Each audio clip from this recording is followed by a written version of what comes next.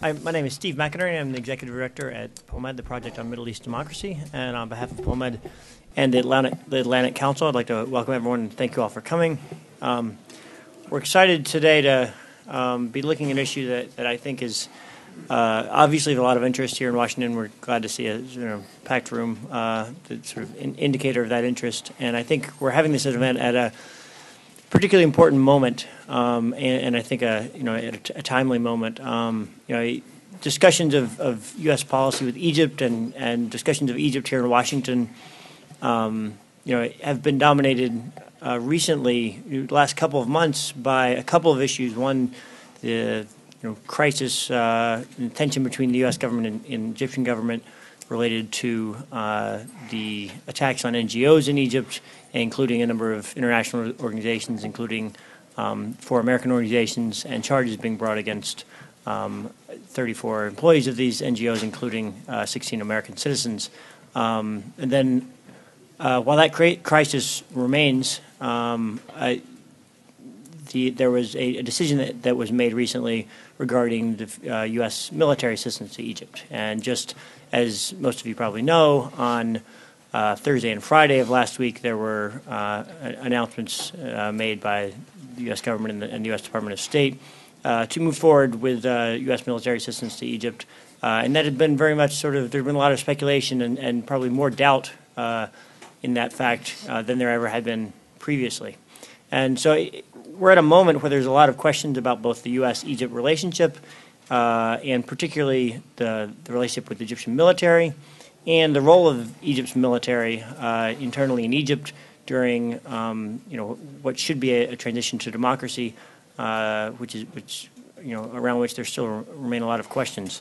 So we thought it'd be a good time as people start to sort of look forward and move beyond some of the questions that have been the focus the last few weeks, and start to look forward at the next stage of Egypt's transition and upcoming presidential elections and what should be the turnover of power to civilian government.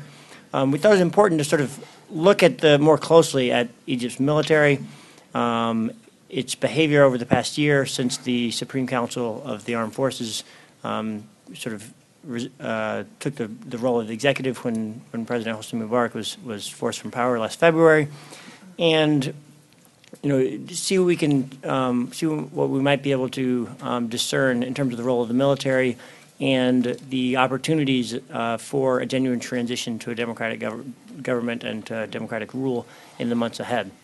We're excited here to have an outstanding panel of 3 speakers to shed light on kind of different aspects of these kind of issues in Egypt's military and its transition.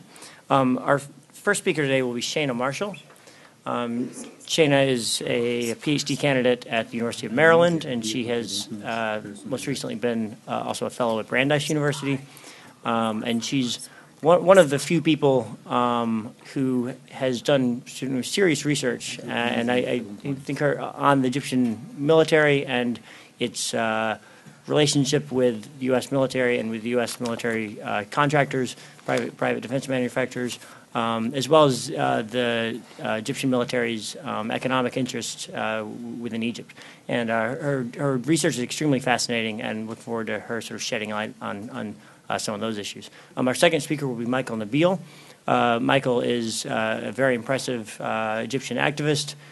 He's has been one of the most outspoken Egyptian activists at looking at issues of the military, looking at issues of corruption and transparency within the Egyptian military. He's also founded a movement, No to Compulsory Military Service in Egypt. He's sort of paid dearly for some of his outspoken activism.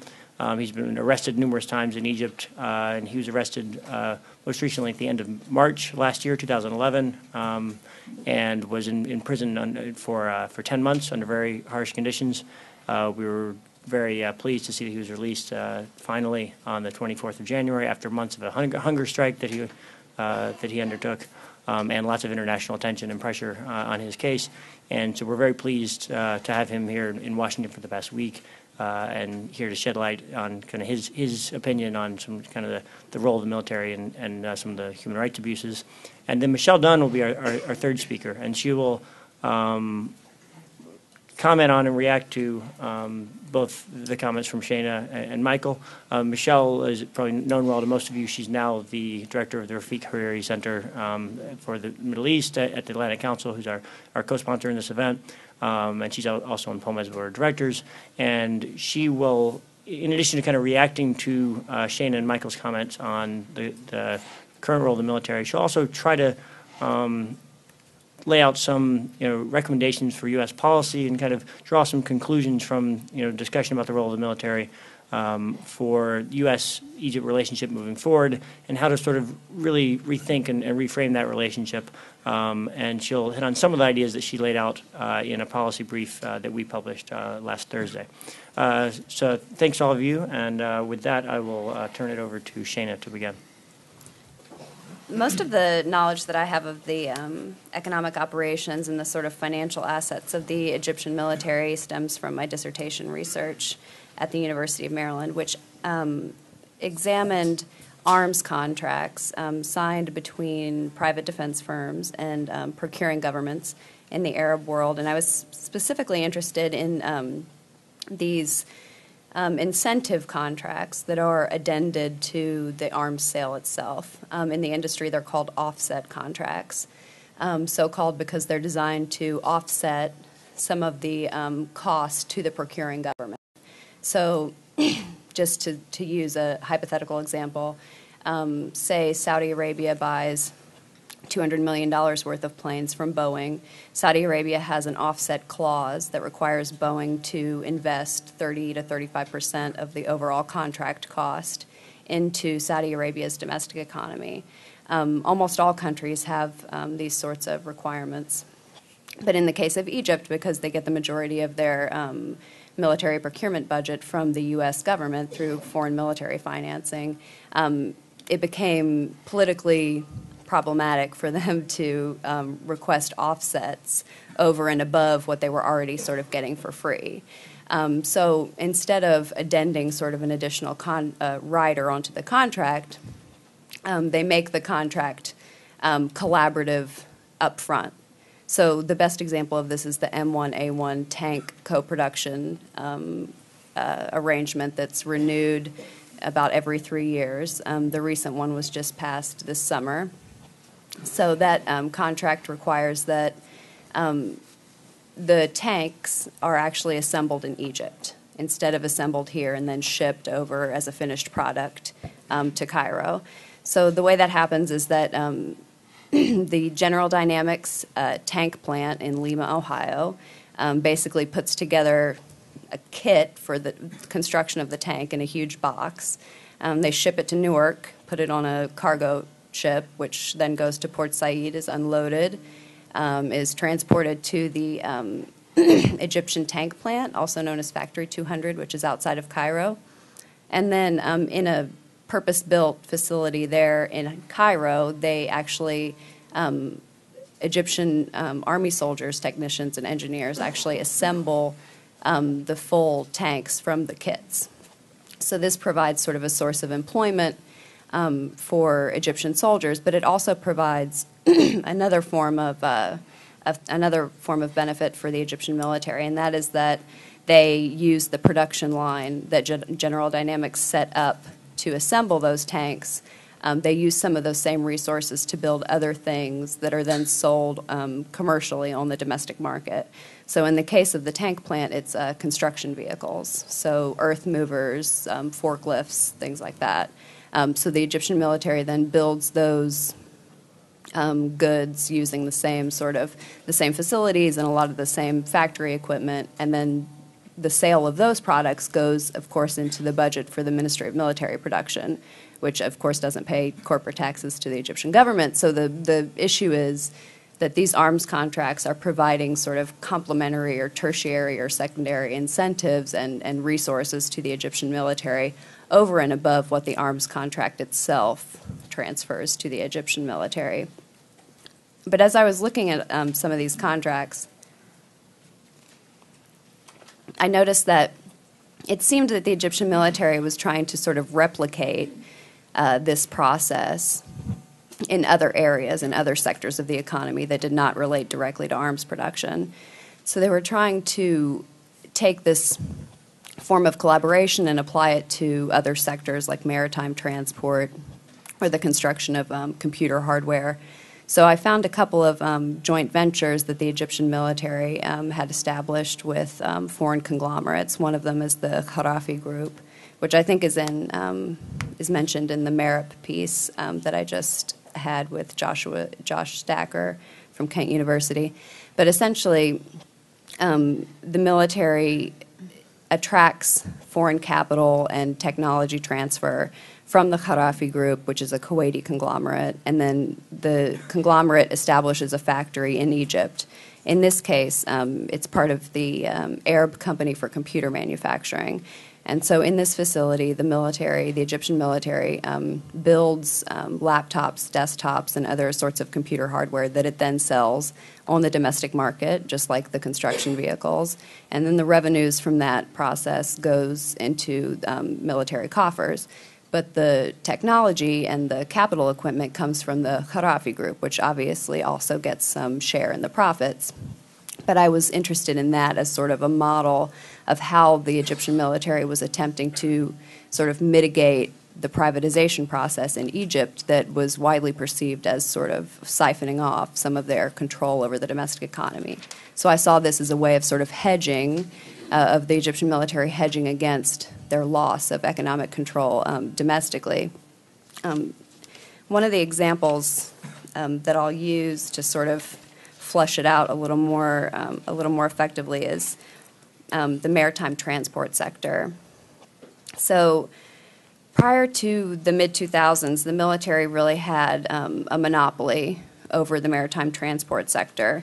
They controlled the stevedoring companies, which are the sort of the cargo companies that load and unload the cargo ships at Egyptian ports, which of course is a very important transit hub for trade between Europe and the rest of Africa. And then a lot of ships, as we saw the recent sort of controversy over that arms shipment that looked like it was going to be offloaded in Egypt, but the Americans were like, oh no, it's going to Asia, which was really interesting because everyone was like, you know, the SCAF is like literally shooting people in the street while there's a huge shipment of weapons materials coming from the U.S.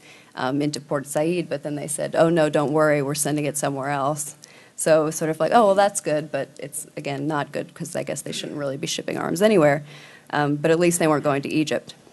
So it's a huge hub for global trade. So there's a lot of money to be made in the maritime transport sector in Egypt. They also controlled the shipping agencies. So these are companies that provide things like customs support, licensing services, ship repair, or they can refer you to someone domestically that can repair a cargo ship that's had some sort of damage. They have dry docking facilities and things like that. And then they also control the sort of the inland transport sector, so the Nile River barges and things like that. So the military controls most of the agencies that have to deal with maritime transport. So the holding company for maritime and land transport is managed. All of the members of the boards of directors are military officers. They control, obviously, the different port authorities, which are also chaired by military officers. The Ministry of Military Transport is chaired by is a military officer, and then some parastatal organizations like the Arab Federation of Shipping Chambers and things like that. So, in the mid-2000s, the Egyptian government signed an agreement to liberalize the maritime transport sector. So the initial thought is the military is going to. My initial thought was, oh, the military must have lost a huge source of revenue when the Egyptian state actually liberalized this very lucrative economic sector. But what I found actually is that the military maintained the existing companies that they had operating at all of these ports.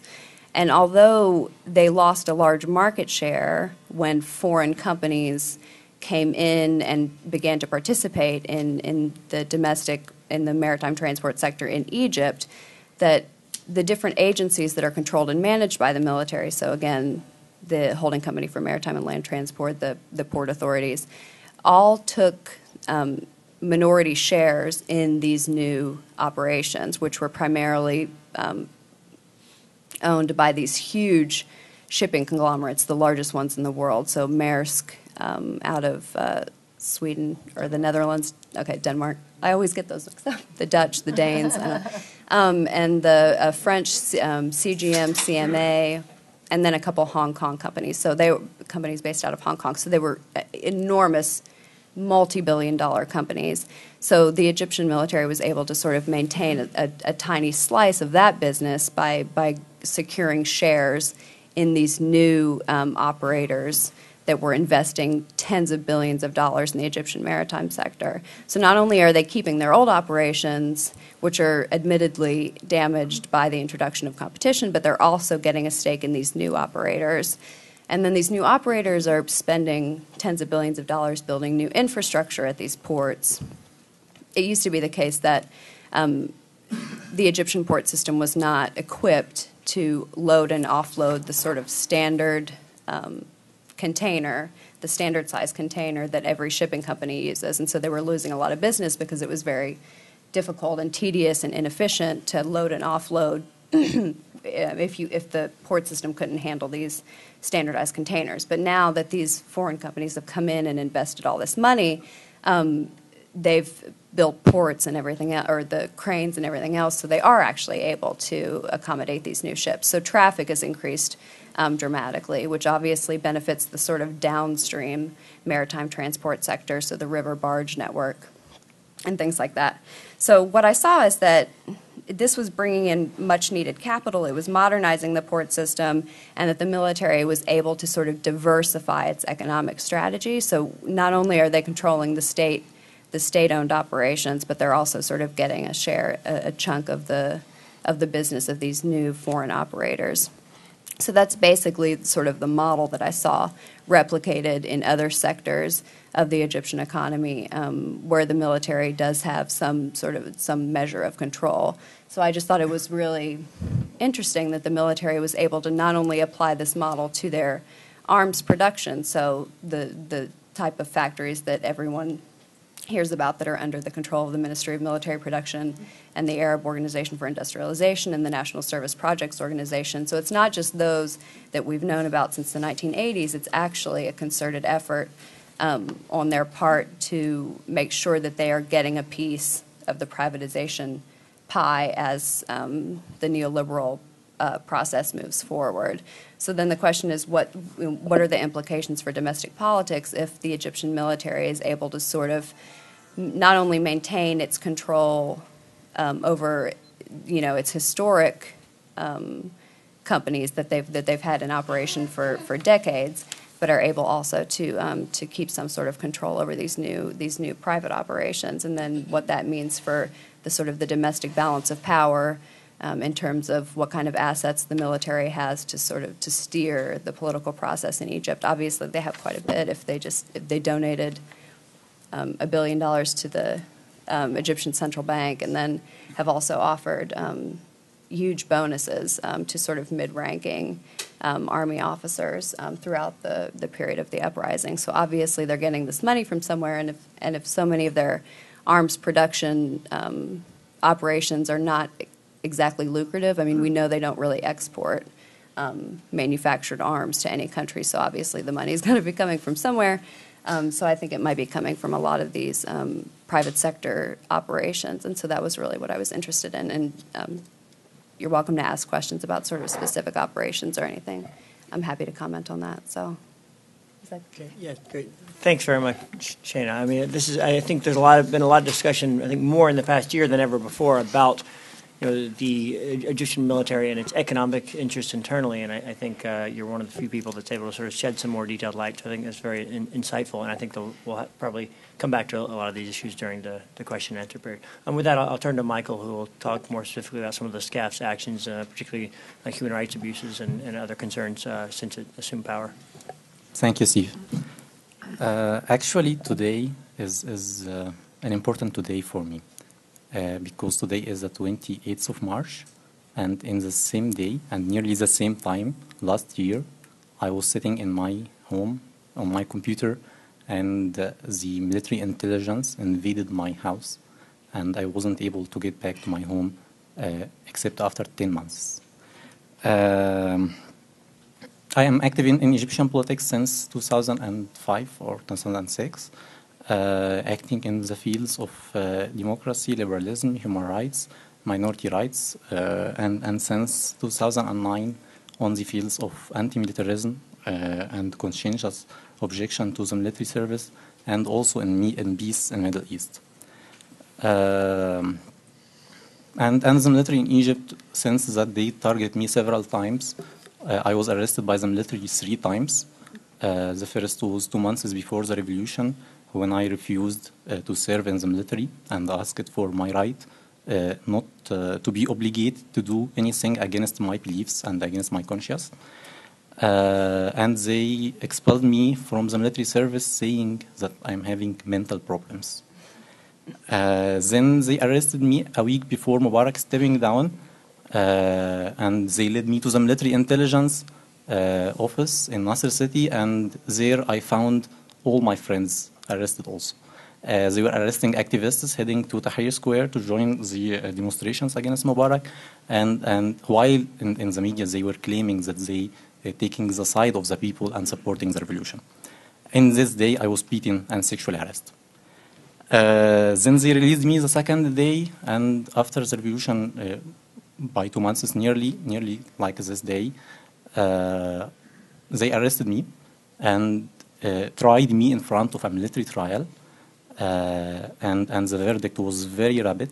In 12 days, I was sentenced to 3 years in prison because of my writings about the violations of human rights done by the military. So I documented the human rights violations which made by army officers after the revolution, documented with pictures, videos, media reports, human rights reports, and instead of arresting or persecuting army officers who killed and tortured and sexually harassed and arbitrarily detained activists, they arrested me for defending human rights. They accused me of insulting the military. They accused me of spreading rumors.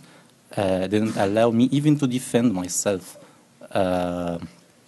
And obviously it was a secret trial.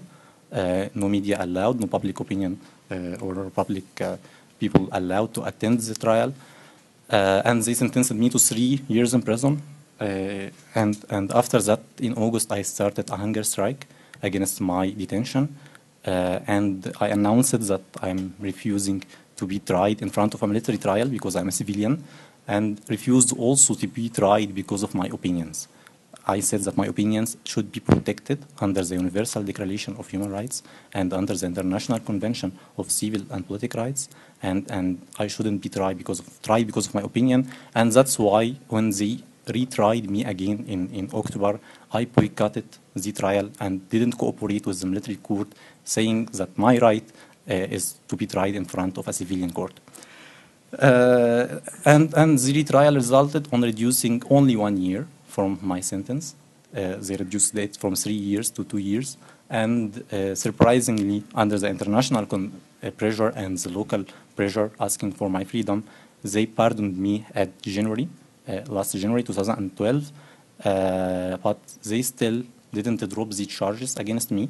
The charges still in my criminal code and my criminal record, and they still have the authority to cancel this pardon and get me back to prison at any time. During my imprisonment, they targeted lots of my friends, targeted my family. My father was moved from his job 4 times during the last year because of my activism.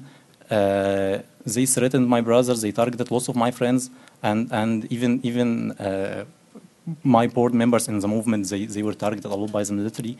And what is very exciting or interesting that one of his staff members, and this is only for example, Ismail Atman, after they arrested me, he was on the television and said that I am a traitor and I was a tool of foreign interests, and that Israel uses me, and he used my peace activism as a way to question my loyalty to my country and my patriotism.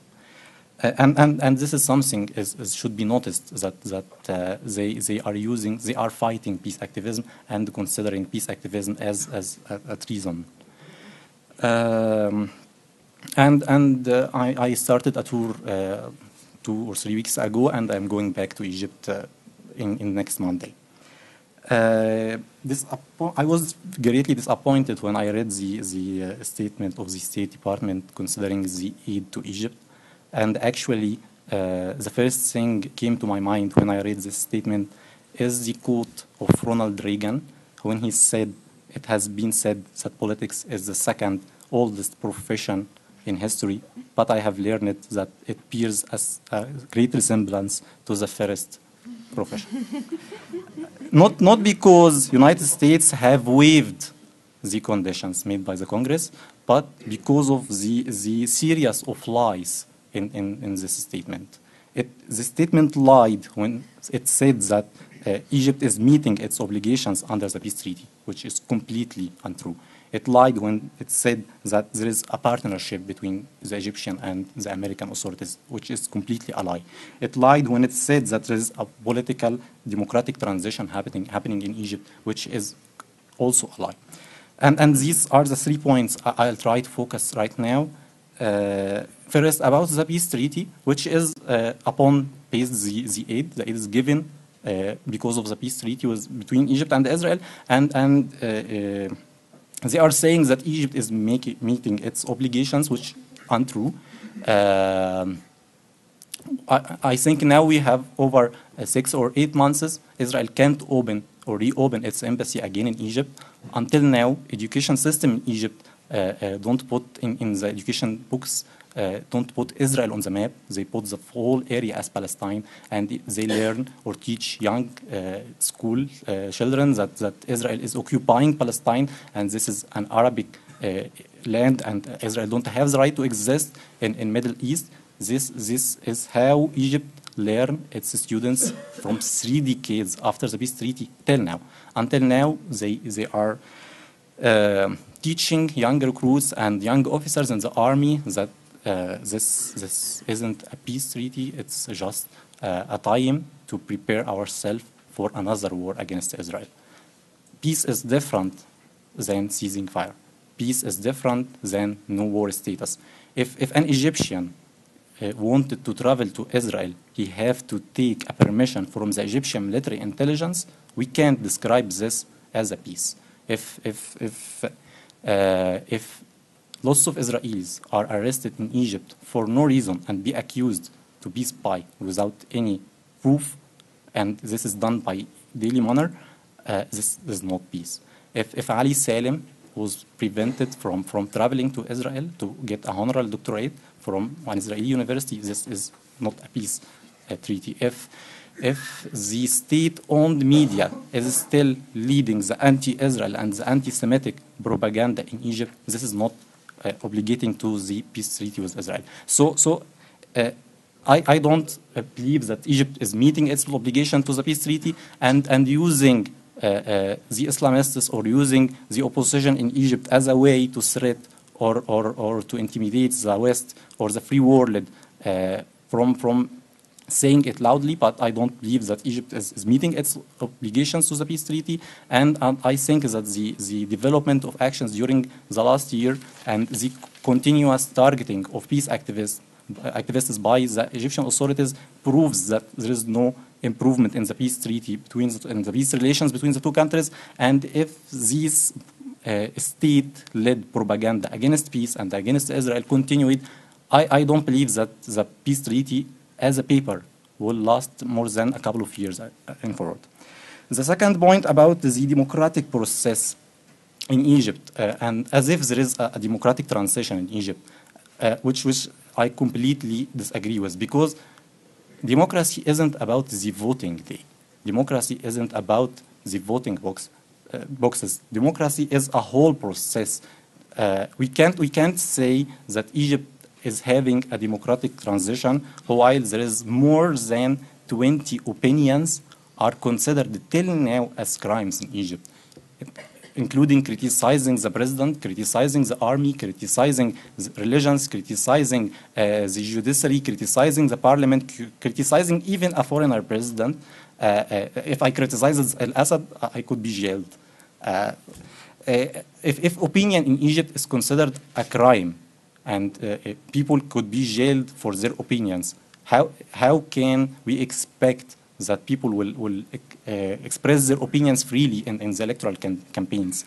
If we don't have freedom of assembly, if we are killed for just making a demonstration or a sit-in, if we don't have the freedom of association, and NGOs are targeted and shamed because of receiving funds, while other political streams has the complete freedom to get funds with illegal routes. If the state are biased toward some streams, if I was in prison and couldn't run for membership in the parliament because I was in prison, while other people were charges dropped against them and were supported by state-owned media, and we didn't have equal chances. If we have an election with a very short time for electoral campaign, here in the United States, the electoral campaign for the president lasts maybe for a year and a half or maybe 2 years. In Egypt, they wanted to make the electoral campaign in 3 weeks. So this is not really a competition. In the last year, in the constitutional amendments, they give us the final amendments which we are supposed to vote upon just before it by 5 days. So in 5 days, we are supposed to start a campaign for or against these amendments. So it is not, it's something superficial. They make it as it is a democracy, but the state is biased, the state is aligned to some political streams and supporting them, backing them, while completely oppressing other streams, leading to the fact that they are pushing some streams to succeed in the election, and because they are having deals with them. So there is no real democratic transition, because democratic transition is about the state being unbiased to different parties, and the people have the right to vote for any party. But when the state is supporting one party in the election and ignoring their manipulation to the electoral process and targeting other streams because of their opinions and because of their activity, I don't believe this can be called a democracy. And I think you are, as an American, can understand what is democracy to judge what's happening in Egypt. The third point is the partnership, or the cold partnership between the United States and Egypt, which is very strange after you had the last problem with American NGOs working in Egypt, and it wasn't the first incident, because from the first day this military junta reached power in Egypt, they started targeting American citizens in Egypt. They started first with the American-Israeli citizen Ilan Grabel, and they used it as a way to make a pressure against the United States. And they succeeded, so they repeated it again and arrested 3 American students and claimed that they attacked police forces and expelled them from the country. And they succeeded in making another pressure against the United States, so they repeated it again and invaded American NGOs acting in Egypt and started this conspiracy and propaganda against the United States, saying that the United States is funding groups to spy on military areas and to divide Egypt into 4 states and to use sectarian issues between Christians and Muslims in Egypt. Is this a type of partnership? I can describe the relation between the United States and UK or the European Union as partnership. But if the American citizens are not safe in Egypt, and if the American organizations can't work in Egypt, and if the state-owned media and the military in Egypt is leading a propaganda against the United States, and if there is no even the limit, the lower limit of shared values between the United States and between Egypt, there is no freedom of religion in Egypt, there is no freedom of expression, there is no freedom of association, no freedom of assembly, there is no freedom, the unbiased state, there is no lower limit of non-violent transform in power. What is the shared values between the United States and Egypt to call it as a partnership? I'm not here to destroy the relation between the two countries, but I want to enhance this relation, and to enhance the relation, we should be honest with ourselves and trying to find the problems to be able to solve it. And to solve a problem, we have first to recognize the problem. The problem is that we have a military in Egypt which received $1.3 billion, and after receiving this money, they start a propaganda against the United States. And I think this issues should be recognized and discussed and confronted, not just to be ignored in such statements. I nearly finished, but I just want to comment about the future in Egypt, and Shannon, I think, discussed the same thing. The military isn't controlling power through SCAF, through the Supreme Council. They're already controlling everything in the country through the economy, through monopoly of lots of industries, through their intelligence agencies interfering in everything in politics, and their control over the media, even the private media. So they will be just changing the mask, but they will still handle power. It's still a military regime, and this fake superficial thing about electing a new president won't make a change, because they still can interfere in the political life, and they will still affect the political decision with for their own interests. That's why we should recognize or define what is really transparency, what is really democracy, and try to push for respecting the universal levels of human rights, not only in Egypt, but it's something universal, should be kept in all the countries around the world. I'm happy to receive your questions. Thanks. Well, I think that the question that Maikel has left us with, sort of like how much really is changing in Egypt, is a critical question, and it's a critical question for the United States. Now, I can also present the case that things are changing a bit. I mean, for example, the whole, of course, the military role in politics, the military role in the economy, and so forth. These were subjects that were absolutely off limits in the past. They're now being discussed. And I note that, I mean, for example, just yesterday, a member of the SCAF, Major General Mahmoud Nasser, gave a kind of a, sounds like, I don't know if it was a press conference or a closed-door briefing, in which he had to defend the military's role in the economy and claim, well, this is really in the interest of Egyptians. We're not drawing off the state budget because we have productive enterprises and we earn our own income. But, I mean, he was, having to defend it and making a lot of information available about it that hadn't been available before. So something is changing here, but I think it's really uncertain how much and what the degree will be. And this is one of the major reasons why I think the U.S. administration is having a lot of problems making policy toward Egypt, and I think making a lot of mistakes in policy toward Egypt. I do think that in this situation, U.S.-Egyptian bilateral relations are headed off into some very difficult waters.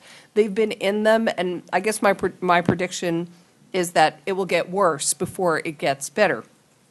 I think the relationship badly needs reinventing.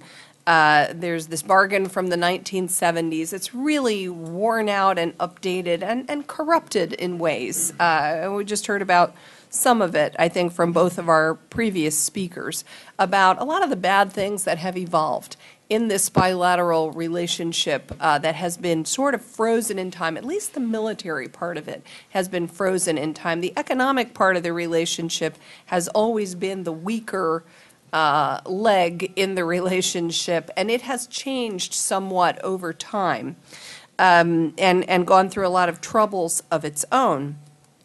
But the relationship is clearly out of balance, I think, and too heavily dependent on the security side. So we've got now in Egypt this kind of a rapidly changing political scene, although I take Maikel's point that there's a lot of noise and motion. It's not entirely sure yet what it's all going to end up to be? I mean, there's a lot of commotion this week about the Constituent Assembly, whether it's imploding, whether it's going to hang together, whether they can produce a constitution, when, the presidential election, who will the main contenders be, who will be supporting them, and, you know, a lot of big questions. I think there's a lot of, in my mind, there are a lot of questions about the future government, the cabinet, what the relationship of that cabinet will be to the parliament as well as to the president. I don't think it will be the way it was in the past, where the president simply appoints the ministers he likes and the parliament doesn't have anything to say about it. So if we look down the road just a few months, let's look down the road to early July, we could have a political scene that, on the face of it, looks significantly different. We will, you know, we could have a new Egyptian president that, it seems, you know, there's a possibility it could be an Islamist president, certainly a possibility, and an Islamist-dominated parliament that's very assertive and active right now. And there is this trend in the new Constitution toward pulling power away from the executive branch toward the legislative branch. We don't know how all of this is going to sort out. But there is this question of what is the role of the military and other linked aspects of the regime, military, security, intelligence aspects of the regime.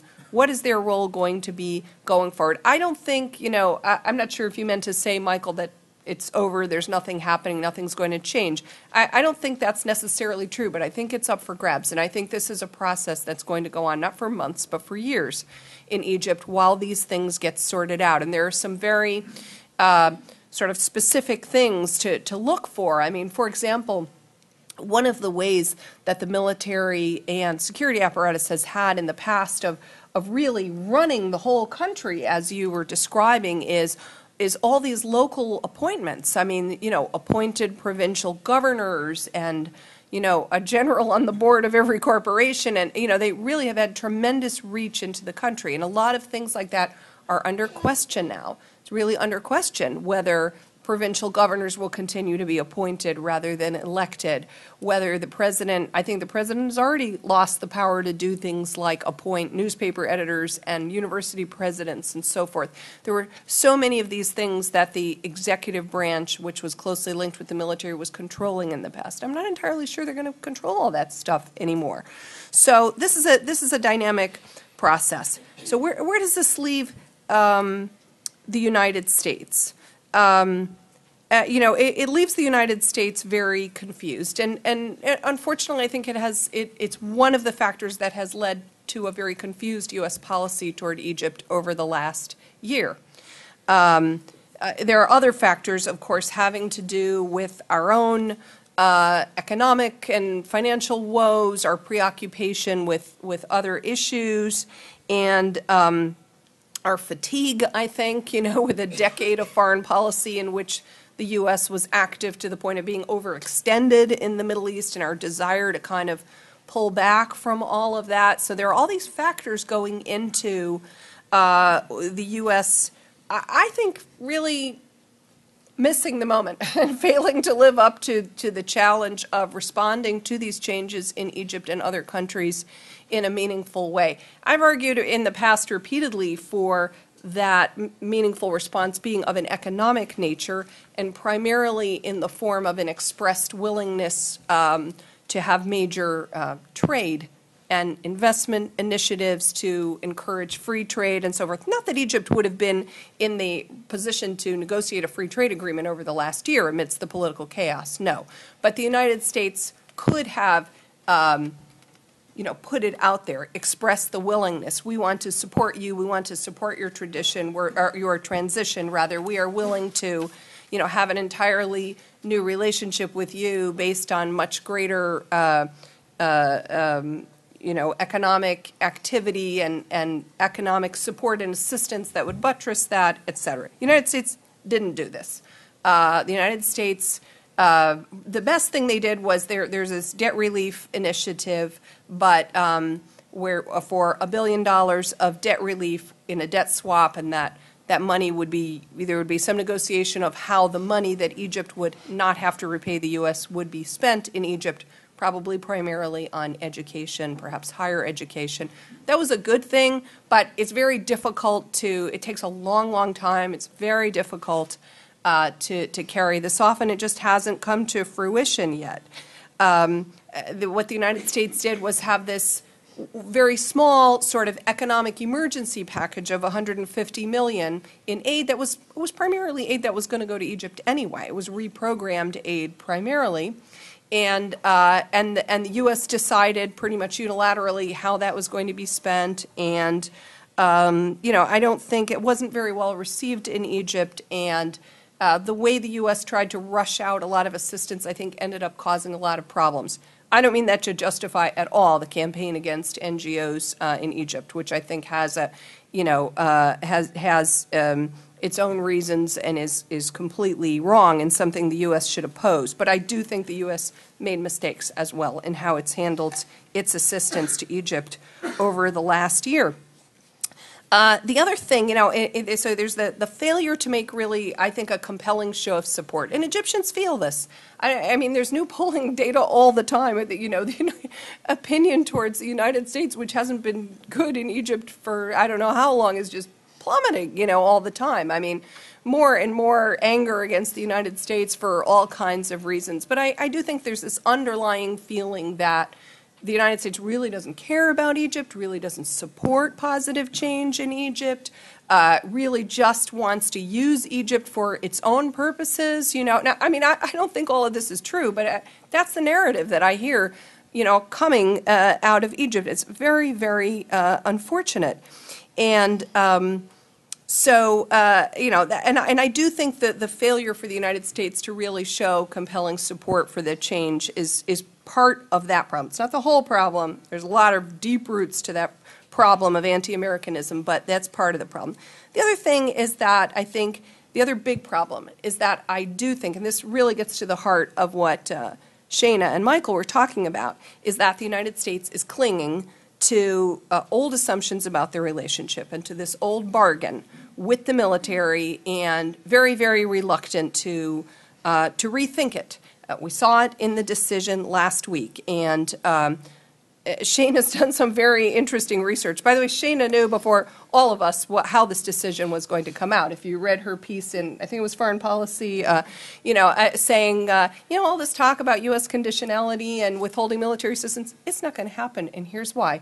It's these, there are all these defense contracts that come back to the U.S. and so forth, and the U.S. is not going to be able to walk away from that. So there's this crazy codependence, in this relationship of all this money, these billions in military assistance flowing for a long time. And we get to this strange point where even when the U.S. might want to at least pause the military assistance for a bit while everything shakes out in Egypt, we can't do it.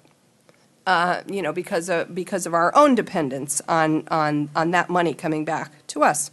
So I think this is a real problem. I think we need a real review here in Washington of our relationship with Egypt. I think we need very broad engagement in Egypt with Egyptians about the kind of relationship they want to have with the United States. I think this is going to be very, very difficult to do. But I think if we don't do it, and this is what I'm fearful, if the administration just tries to cling to this relationship with the military while the other parts of the new Egypt go off their own way, then to me, that's a guaranteed failure.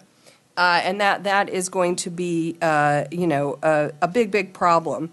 So anyway, that's the challenge out in front of us, I think, is to try to encourage new thinking and a broader dialogue, and sitting down with an elected civilian government when there is one, and looking at everything afresh, looking at the whole relationship afresh, and what part of it is about partnership on Egypt's development, economic and other kinds of development, and what part of it is about security cooperation, and how do we make this all make sense. It's not going to be easy to do that.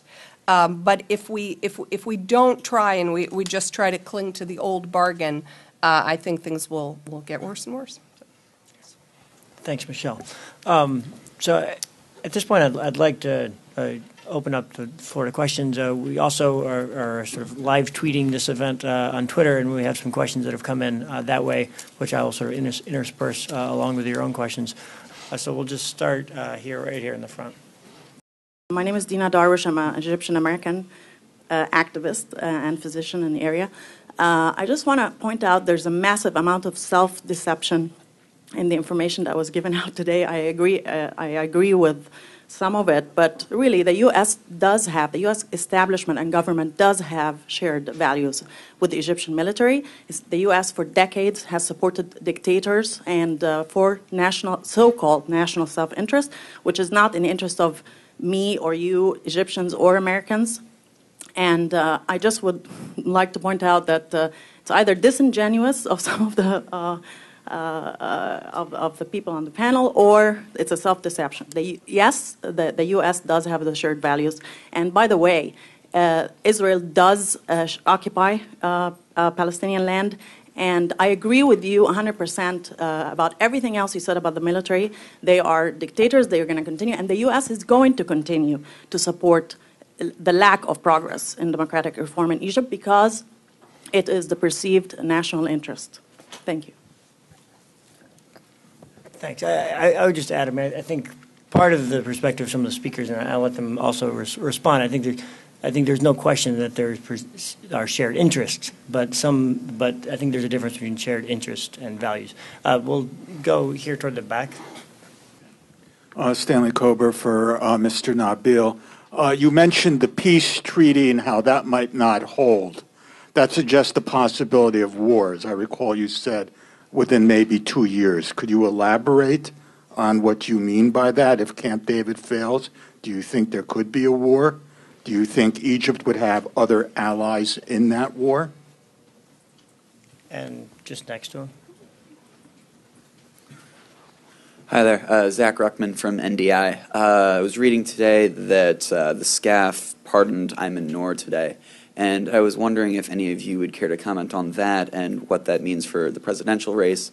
Whether you think somebody's dealing behind closed doors to get him in, and where the SCAF might be going with the next few months.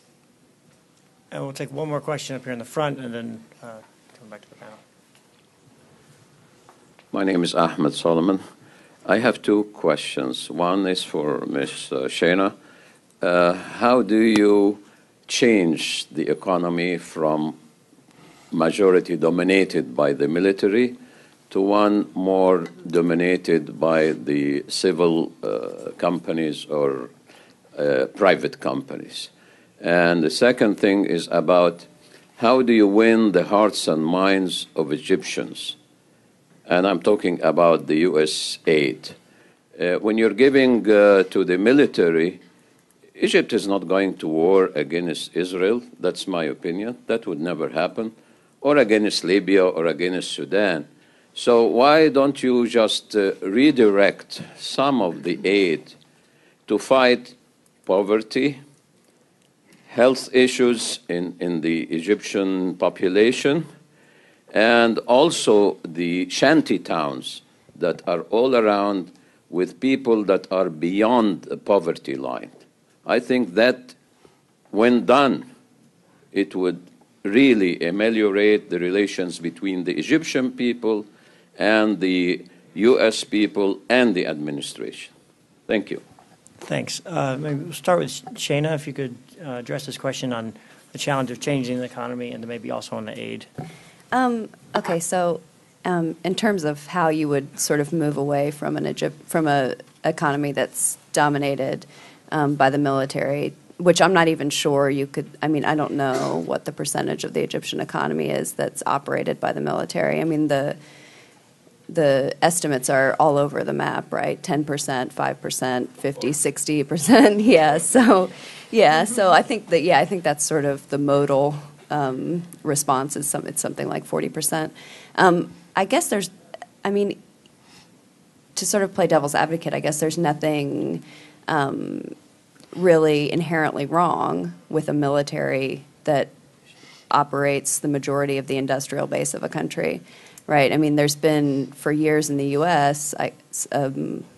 in leftist circles, I guess, discussion about nationalizing the U.S. defense industrial base, right? Because basically it's just these companies that take all this money from the U.S. government and then turn them into private profits that are then channeled into to shareholder accounts. So why don't we, if the U.S. government pays for all the R&D for these companies and provides them with all of these subsidies, then why don't we just nationalize the defense base, and then we can use their profits for government revenues? So, I mean, there's nothing sort of inherently wrong with the military, any military sort of operating its own defense industrial base. The problem, of course, comes when they use that as political leverage in the domestic system to influence political decision-making. So, which then, of course, is cyclical, because then once they control the political system or can influence the political system, then they can get more of the foreign investment channeled into their economic operations, and then it sort of becomes a vicious cycle. I'm not entirely sure how you would get the military out of that cycle. I think stopping, U.S. aid to the Egyptian military and sort of maybe slowly phasing it into development aid would be a great start, because as I think I tried to point out, a lot of the facilities that they use and a lot of the infrastructure that they have access to came from U.S. aid programs. I mean, the dry docking facilities that the military-owned shipyards use to repair private boats that are owned by foreign firms were built by the U.S. Army Corps of Engineers. I mean, all of these resources that they have came from some point. The majority of the resources that they have now came at some point from our tax dollars. So I think shifting that into, and you could even have some sort of intermediary phase where maybe it went into a military factory, but it was to produce civilian goods, and 50% of the people employed in that factory had to be non-military personnel, and then you could slowly sort of increase the civilian component of that. I think that would be, a great start to that. And then I'll move on and let somebody else answer another question, and then maybe come back to me, and I'll respond to the other aid question. Sure. Michael, if you want to address the questions about the peace treaty and the first question as well. Okay, I'll comment also on Dina. Israel occupies the West Bank, but and this is wrong, and building new settlements, and both of them, the military existence in West Bank and building new settlements, are standing against peace in Middle East, and even on the long run, standing against the Israeli right to coexist in Middle East. So these policies, even I consider against Israel. About the war, if there is a possibility that can be a war against Israel, I think studying the past and studying the history, wars start by a stupid decision from someone. In our wars with Israel, in Egyptian wars with Israel, in 1956 and in 1967, it started by a stupid decision by Gamal Abdel Nasser, and the second day there is a war. So you don't. It doesn't have been that hard. It's easy. The easy thing is to start a war. Just say some anti-Semitic or some war propaganda, and the war will be launched initially. And in 1967, Nasser just decided to close the Red Sea against Israeli marine or sailing ships. So Israel defended its rights in passing through international water, and this is how the war started. And the same happened between Turkey and Israel. A stupid decision from some activists in Turkey to enter illegally on international or Israeli waters, and this led to the conflict between the two countries. Without being in details, but it can happen the same. The peace can, and this happened also the last year when this Eilat attack happened and some Egyptian soldiers were killed, and this led to the invasion of the Israeli embassy.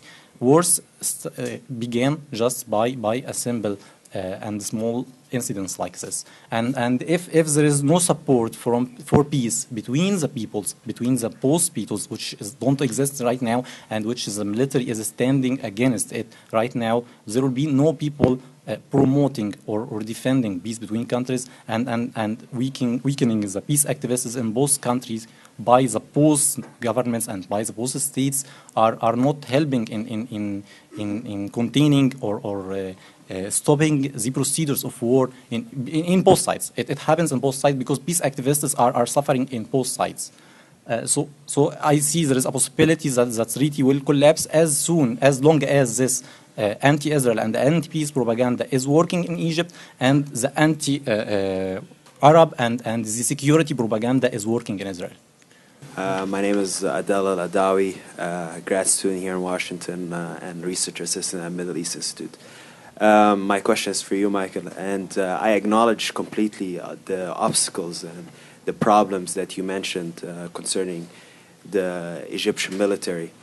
But don't you think that the prospects for democracy today are better off than January 24th, 2011? I know there are a lot of obstacles, but there are much more activists, there are much more people talking about democracy. There is a debate, global debate about democracy in Egypt. So don't you think the prospects today are much better than January 24th? And I understand your negative perspective based on your experiences, but I would like you to comment more about the prospects. Thanks. And directly behind him.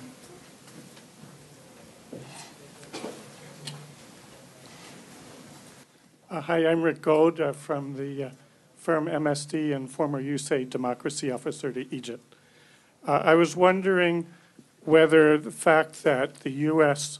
military industry is more or less captured and that the U.S. has very little room to maneuver in terms of its support for the Egyptian military, how can the U.S. government and the U.S. people contribute to development of civilian control of the military in Egypt, perhaps through the development of a constitution that assures these rights, or through people-to-people or government-to-government or parliament-to-parliament or Congress-to-parliament relations?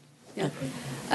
My question just is really from the discussion that emerged between Shana and Michele.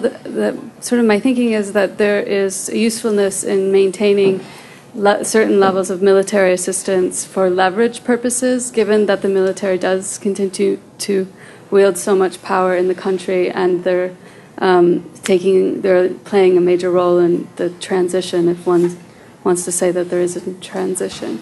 But so I'm just wondering if you can address a bit the politics of aid as leverage. And in the back. Khalid El-Gindi with the Brookings Institution. My question is about the SCAF. You know, for the last year, we've been hearing this mantra. And it's about the army going back to the barracks. And now we have a date, July 1st. We're going to hand over authority to civilians. But what I'm struck by is the absence of any real discussion in Egypt on what exactly that means. Because here you guys have described the economic reach of the army, and of course there's the deep state, the security apparatus. There's so many layers of control. What exactly, how do you see, if Egyptians aren't having the debate, obviously I think the analysts are, how do you see a handover, what does civilian, handover to civilian rule mean? Is it the rule without governing formula that I don't actually really understand? I'm not sure it actually has, that it's meaningful. Is it you divvy up the pie, where the army gets to control various parts of national security policy, foreign policy, big chunks of the economy, and everyone else can deal with the rest? Or how does that work in your view? Thanks. And I'll add in a couple of questions that we've gotten over the internet, including some that sort of dovetail with some of those that have been asked by the audience. We have a question about the role of activists, and how activists have been adapting. I'm sort of combine this maybe with Adil's first question to you, Maikel, about in terms of the developments in the past year, how are activists now seeking to make their voices heard and to have an impact in the changing scene in Egypt? We have another question that talks about the recent decision on aid in the State Department and asked if the panelists could address the role of the Defense Department and the defense industry in applying pressure and helping bring about the waiver that we saw last week. And we have a question about steps that the U.S. can take now to improve the relationship longer term. I think that was directed at you, Michele. So why don't we I guess we'll go in reverse order. Michele, if you'd like to start.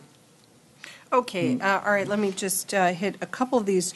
Rick, your question about how can the U.S. support civilian control of the military. I mean, you mentioned the Constitution, which, I mean, it's quite important, I think, what the Egyptian Constitution will say about this, but I don't see a way for the U.S. to exert leverage over what the new Egyptian Constitution is going to say or to get involved in that process in any way. However, certainly, the U.S. and NATO and so forth have been very involved in a lot of countries in the world in helping militaries that are coming under civilian control over time. There are many well-known methods and training and things like that to kind of help militaries, cope with this situation of coming under civilian control. So there are things like that are possible, and it might be possible to use the U.S.-Egyptian military relationship to date in that way somehow. I also think that this is one of the reasons why it is important for the United States to stand up for civil society and not to kind of stand by mute while civil society groups in Egypt, which are going after, exactly this kind of thing. Government accountability, government transparency, control of all government institutions by elected civilians. And if those groups are crushed, and the United States says and does nothing about that, then we would have made a big mistake, I think. So Lila asked, is it useful to maintain some military aid for leverage? Well, you know what? Political capital and leverage, it's there for the using. We chose not to use it. I mean, you know what I'm saying? I think at this point, because, as we know, what happened with the third condition in the congressional conditionality about Egyptian government supporting freedom of expression and freedom of association, the fact that the Secretary of State, decided to waive that and move the military aid forward, even though this NGO case is entirely unresolved. I mean, even those who are allowed to travel are still on trial. I think shows that that what kind of leverage do we have if we're never willing to use it for any reason? I mean, who would take it seriously? It was very, very hard to get the SCAF to take seriously the conditionality in the congressional legislation, and it turns out they were right not to take it seriously. So I mean that and then the question, Khalid's, is there any real discussion in Egypt of what it means for the military to go back to the barracks and everything? Look, I mean, you mentioned analysts or elite, but I mean, there are things happening. I mean, there are campaigns to boycott consumer products made by the military. I think these things are being discussed, and they're also, let's not forget this very interesting and difficult and relationship between the Brotherhood and the military. I mean, allied at times, opposed at times, but there is a real struggle for power going on here, and certainly I think the Brotherhood has hinted at certain moments that the military interests, or the economic interests of the military and the military's deep reach into so many parts of Egypt will be on the table, will be under discussion. So, what really matters over time is how all of this evolves. Steps that the United States can take. Well, I mean, I did mention that I think that the United States should be showing much more of a willingness to give economic support, but economic support of a different kind, not writing a check for budget support, and and also opening up channels. I mean, the U.S. officials have started meeting with Islamists and so forth, and that was very much overdue. But to be honest with you, I still feel that the level of U.S. engagement with a lot of circles in Egyptian society and really trying to understand from them what they want from the United States and what kind of partnership we could possibly have going forward is very rudimentary. There really just isn't anywhere near enough of that going on. Agreed. Michael, if you could start by addressing this question of, are things better now in terms of prospects for democracy than they were 15 months ago, and then also talk a little bit about how activists are adapting to the changing situation. Okay, it's not personal between me and the military in Egypt, but I am as an example. I was active 5 years during Mubarak rule, and I wasn't imprisoned once. They used to arrest me and release me the second day. And if Mubarak was in power, I wouldn't have been in jail. So, it's not personal, but I'm an example because I'm not the only case. We have over 12,000 civilians tried in front of the military court last year. This is over numbers than, I think during Mubarak rules for 3 decades, I don't believe the number exceeds 1,000. So in 1 year we have, this is the official statements, the official number saying 12. I believe that the real number is double than this number. So this is not emotions, this is a number. The other thing about the activists is killed. During Mubarak rule, we used to make demonstrations and the police forces surround us, maybe beating us, and that's all. During SCAF rule, we have, or since the starting of the revolution, we have over 1,000 activists killed in the streets, and not a single army officer or police officer were persecuted because of this. Nobody were punished because of killing 1,000 activists till now. This didn't happen during Mubarak rule. The invade on the civil society, which happened during the last year, it didn't happen ever during Mubarak rule. So human rights conditions are very worse than the conditions against Mubarak, and I am an example. Not it is personal between me and the military. Okay, this is the first question about how the activists are planning to confront this. I think this is not an invention. We are doing the same that any opposition group make in any country. We are trying to reevaluate ourselves, to learn from our mistakes. We are trying to improve ourselves and our level of thinking and information. We are trying to build networks inside and outside Egypt. We are trying to increase our grassroots supporters, strengthen our organizations, spread our ideas, strengthen our relations inside and outside the country. This is locally and internationally. We are trying to confront the whole world with their responsibilities. Maybe the UN, maybe the Human Rights Council, maybe United States, maybe as the European Union. I think we are living in the same world. And things happening in Egypt can affect the whole world. So all of us have a shared responsibility over what's happening in Egypt and over the human rights conditions in Egypt and any other countries. And we are trying to make it loudly to the world that you have a shared responsibility over what's happening in Egypt, and you have to take your responsibility. Thanks. And we have just a few minutes left. If you could, Shana, if you could comment on both the role of the military establishment and Defense Department and companies in the recent decision on aid. If you could also maybe comment on Khaled's question as well in terms of what going back to the barracks might look like for the SCAF. Okay, I'll take the second question first. I think that's a little easier maybe. There's always sort of legal principles that you can, enshrine in the Constitution or laws that you can pass that are designed to, specifically designed to get the military back into the barracks. But of course, over time, those laws and those principles can be violated indirectly, right? So, for instance, you have the Peasants and Farmers Clause, right, which reserves a third of the parliamentary seats for individuals that are sort of classified as rural laborers or agriculturalists or something. Well, those are all low-ranking military officers that hold those farmers and peasants seats in the parliament.